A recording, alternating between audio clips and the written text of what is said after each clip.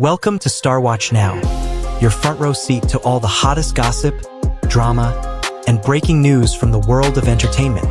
If it's trending, shocking, or star-studded, we're covering it. Stay tuned. You won't want to miss what's coming next.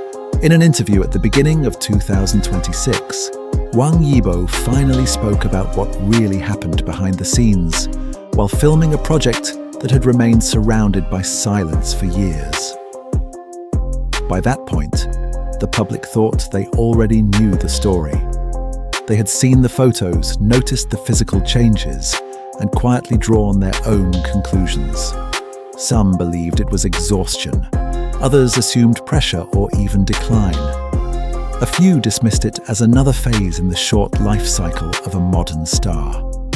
What no one realized at the time was that those surface impressions were only fragments of a much deeper process, one that had been unfolding deliberately and quietly, far away from the noise of public opinion. That interview did not begin with dramatic claims or emotional appeals. Instead, it unfolded calmly, almost cautiously, as if he were retracing a path that had demanded more than words could easily express. And yet, with every detail he revealed, it became clear that what audiences had been watching from afar was not an accident, nor a loss of control, but the visible trace of a decision made long before the cameras ever rolled. A decision to step away from comfort, from explanation, and from the safety of being understood. He explained that when production began, there was an early choice that shaped everything that followed. The character did not live in warmth or stability, and neither could the actor portraying him. The transformation was not designed to impress, but to disappear. Weight was lost intentionally, not for appearance, but to allow the body to move, react, and endure as the story demanded. Physical routines were simplified. Daily habits were stripped back.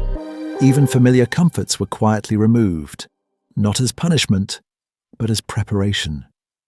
This was not about proving endurance. It was about alignment, about allowing the body to tell the same truth as the script. From the outside, the change looked sudden. From within, it was gradual, controlled, and constantly measured. The environment itself became part of the training. Long before filming began, he spent time studying conditions similar to those the character would face. Cold was not treated as an obstacle, but as a language the body needed to learn. Exposure was increased slowly, not recklessly, until it stopped feeling unfamiliar. This was not a challenge performed for attention. In fact, it was done almost entirely away from public view. There were no updates, no behind-the-scenes previews, no attempts to frame the effort as sacrifice. At the time, that absence of explanation allowed speculation to grow. Yet in retrospect, that silence was part of the process. He was not preparing an audience. He was preparing himself. During filming, the boundaries between acting and endurance became increasingly thin. Certain scenes required stillness under conditions that offered none. Others demanded movement when instinct would normally advise restraint. He described moments when time seemed to stretch, when awareness narrowed to breath, balance, and control. These were not moments he described with pride. They were simply facts, recalled without embellishment. The focus was never on what was endured, but on what those conditions allowed him to understand about the character's inner state. Fatigue, isolation, and restraint were not performed emotions. They emerged naturally, shaped by environment and circumstance rather than instruction. One of the most striking aspects of the interview was not the description of physical change, but the way he spoke about being misunderstood.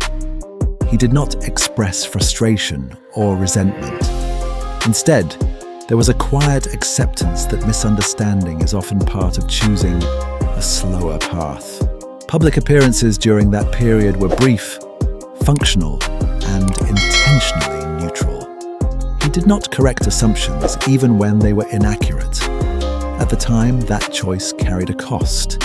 Yet he explained that responding would have pulled him out of the process he was committed to. For him, clarity could wait.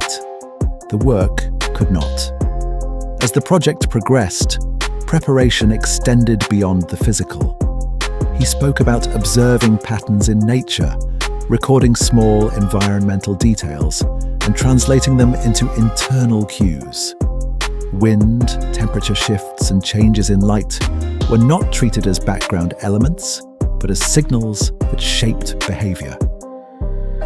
These details never appear explicitly on screen, yet they influence every movement, every pause, every glance. It was an approach rooted in observation rather than imitation.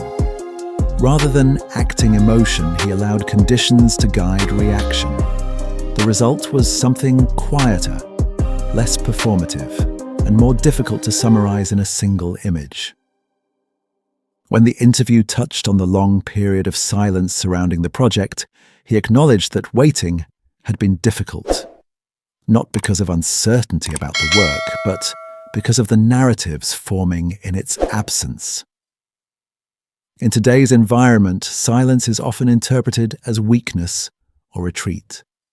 He understood that risk and accepted it.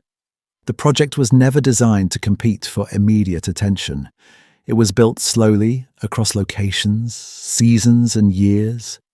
In that sense, the waiting became an extension of the work itself. Patience, like restraint, became part of the story. What emerged from the interview was not an attempt to reshape his image, but a reframing of what commitment can look like when it is not performed publicly. The transformation did not aim to be admired, it aimed to be accurate. The discomfort was not a spectacle, it was a tool. And the silence was not avoidance, it was focus. By the time these details were finally shared, the visible changes that once invited speculation could be understood as evidence rather than mystery. For many viewers, the interview prompted a quiet reassessment. Comments that once felt certain now seemed incomplete. Moments that were dismissed as decline revealed themselves as transition. This shift did not come with a dramatic reversal or a call for validation. It arrived calmly, through context and clarity. In that way, the interview did not ask for sympathy. It invited understanding.